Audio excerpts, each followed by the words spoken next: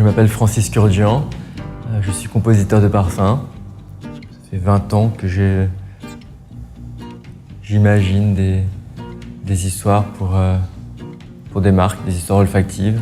Le métier de parfumeur, c'est comme si on était un peintre et qu'on plaçait tous les éléments. En tout cas, j'essaie toujours de faire un parfum pour qu'il ait vocation à traverser les années, à traduire son époque et à faire rêver le plus de gens possible. Quand je compose un parfum, je pars toujours d'un souvenir personnel. Donc je suis parti sur des souvenirs de figuier que j'ai eu. Dans ma carrière de parfumeur et dans mon vécu olfactif, le figuier est quelque chose qui est venu très tard. J'ai toujours senti des accords figuiers dans les produits du marché, mais finalement c'est assez récent.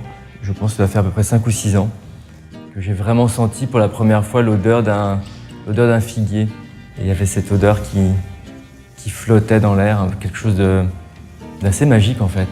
L'idée de travailler la figue pour Roger Gallet, c'était de l'ancrer dans un élan de fraîcheur. Une fraîcheur un peu presque française, j'ai envie de dire.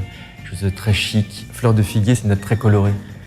Un peu comme quand le soleil tape sur la Méditerranée et qu'il y a ces reflets un peu où tout d'un coup il y a une couleur qui change avec le soleil. Fleur de figuier, c'est à la fois la mandarine, c'est la fleur du mandarinier pour prolonger son effet dans la fraîcheur.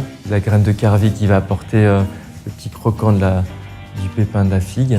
Un accord vert assez complexe, un accord lacté qui donne cet effet un peu chaud, profond, crémeux. Associer son nom à Roger Gallet, c'est à la fois un hommage aux prédécesseurs, et puis c'est aussi une forme de reconnaissance.